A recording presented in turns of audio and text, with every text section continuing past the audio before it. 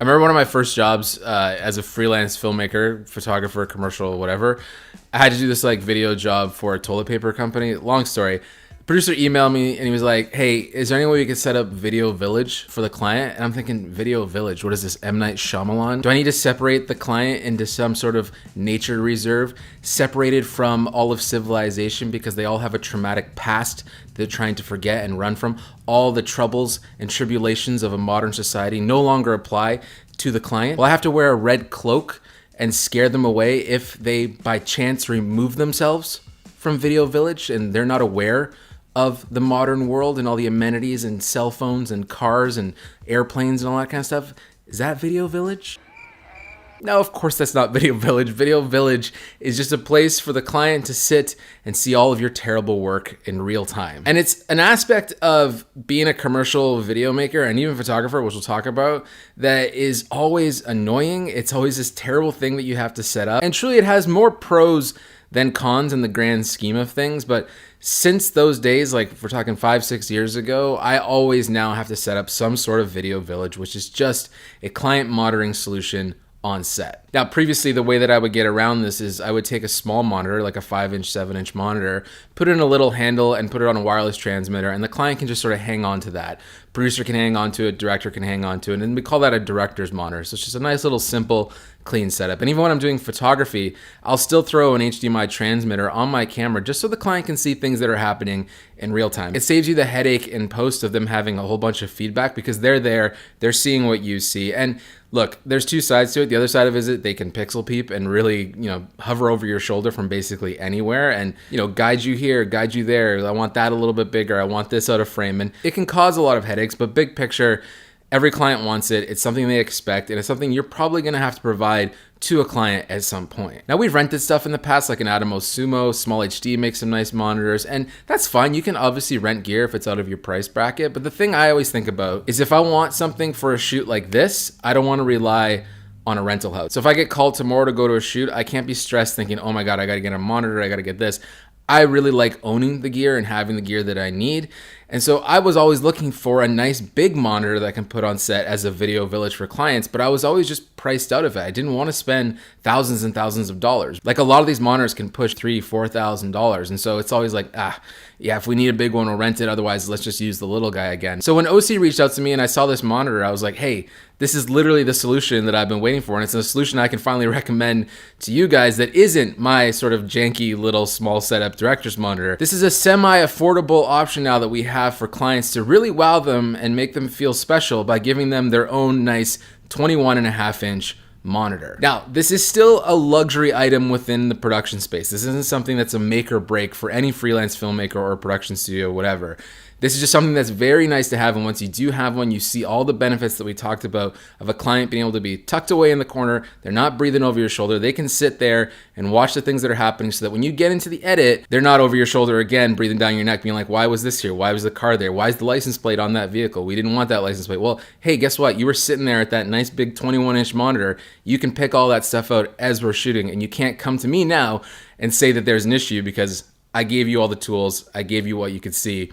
What you see is what you get. So I've been using this monitor for like a month now, and honestly, I don't have any major nitpicks with it. If anything, it's mostly all positive. We'll talk about a few things that I thought were kind of weird. I've used it for simple things like a YouTube video just so I can see myself and play around with it in the studio. I've also used it in the studio for a client job, and so I had to do this green screen gig, and the client wanted to be able to see themselves on camera while they were talking to camera. So I just set up the monitor right beside the camera so they can make sure they were looking nice and everything that they wanted was in frame, and they just wanted to see mostly their appearance while on camera, which is a huge bonus for a monitor like this because it's big. If I just had that little guy, I know, and I've had this issue in the past, I know they'll be staring at that monitor being like, oh, I don't know if is my shirt okay? Do I have boogers in my nose? Like all that kind of stuff. So when you have a nice big monitor, they can sit there, they can watch themselves. It's very, very convenient and very, very nice. Now to put this field monitor to the test, I brought it into the field in an actual field test in a field. See what I did there? And so let's just kind of break down some of the features of this monitor now. Now, this is a super bright HDR monitor. This is something you can use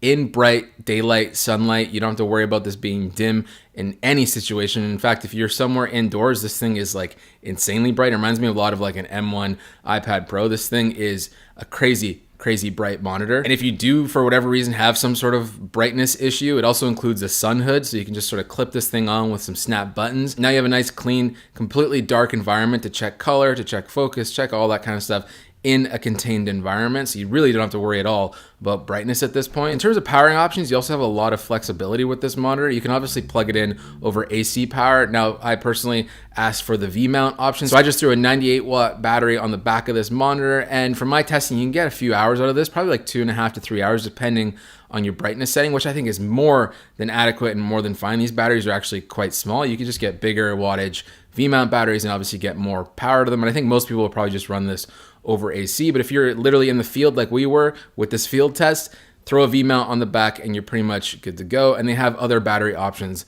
as well. Inputs and outputs are also great on this monitor. So if you're someone who shoots more SDI based cameras like Alexas, Red Komodos and stuff, you are covered with everything that you need here. I am personally someone who usually shoots HDMI, and I also use wireless HDMI transmitters. So I just threw a Hollyland Mars 400S Pro on the back of the monitor and then one on my camera itself right over HDMI, and had absolutely no issues with connectivity. So, and even on the auto front, you've got like a 3.5mm port, and the thing also has built-in speakers too. So you can monitor the source audio from whatever you're shooting on your camera from the monitor itself. So if the client is sitting there and you have a feed going from video, you're also able to give them a feed of audio. Now, when it comes to the user interface, this is where budget monitors usually show that they are budget. There's nothing particularly wrong with the interface on this, but don't expect something as nice as like a Blackmagic Video Assist or anything from Atomos. This is a very basic, reminds me of an old school TV type menu interface. It's not a touchscreen by any means, and once you get the hang of it, it's totally fine. You also get a bunch of custom functions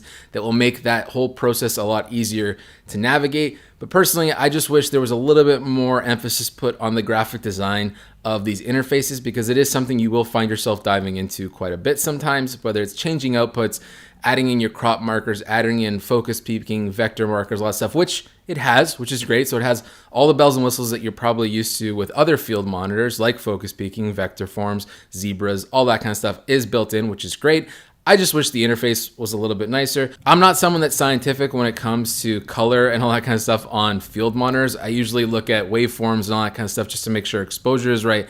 And I know my cameras well enough to know the color that's gonna come out of them, that I trust usually the back display on the camera itself, enough to be comfortable that we won't have issues going into post. I've also been shooting a lot more raw video too, but this isn't a monitor I would sit and use to grade with, like a PC monitor or something like that. But the colors are accurate enough and you can calibrate and tune it to your liking on the panel itself to get it to a point that matches the display on your camera, which is also great. So I have no issues in terms of the color of this monitor. It's bright, it looks vivid. Resolution is also great. Everything's looking crispy and sharp. It's great for pulling focus. If you need to pull focus, you're not getting some pixelated blurry mess, even at 21 inches. So I think from a resolution standpoint and from a color standpoint, A+ didn't have any issues on that front. I think the build quality of this monitor is fantastic. All of it feels very sturdy, aluminum and steel. It's rigid, it's got a handle on it, so you can just sort of carry this thing around. But all in all, I just think this is a much better solution for clients than my kind of stupid little janky director's monitor. I think that's fine for someone that's just pulling focus or anything like that.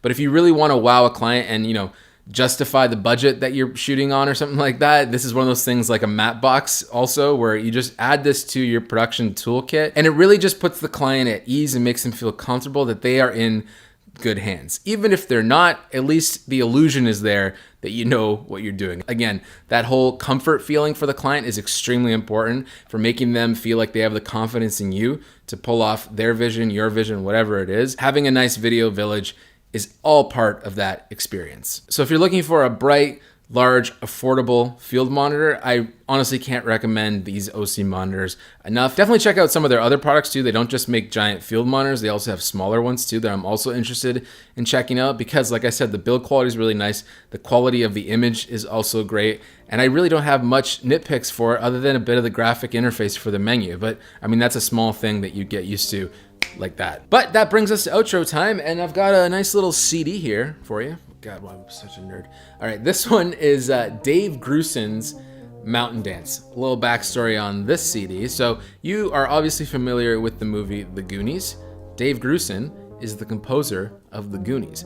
I listen to this CD at least once or twice a week. It's this kind of like I don't know, instrumental, smooth jazz. It sounds like music you'd probably hear at like a strip mall on a Tuesday at like 3 p.m. or like you're at a 99-cent store or something like that, or a drugstore. You know, that just sort of like easy listening, not quite music, but just like, oh, I like how this sounds. I'll never know the name of the song and I'll never Shazam it or be able to find it. That's what this CD is. I'm playing a little bit of it right now, but Dave Grusin, absolute legend in the jazz smooth listening scene, if you're into that scene like me, and also a great composer. Goonies, On Golden Pond, a whole bunch of stuff. John Williams and Dave Grusin are also friends, and if you like this type of music, listen to John Williams' hook score. There's a song on there, I'm not even gonna name it. It sounds exactly like a Dave Grusin track, and that is actually what originally put me down this path of Dave Grusin. So if you like easy, smooth listening, and also, come on, look at this cover. I will never be this legendary or cool. Like, are you kidding me? I'm just like I'm a studio musician in a Bon Iver concert.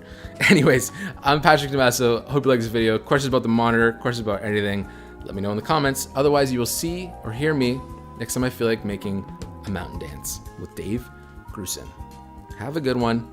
Peace out. Right on. I thought I was going to end it, didn't you? But I didn't. Now you're just sitting here with me. You thought I was going to end it again, didn't you? I didn't, but I will now.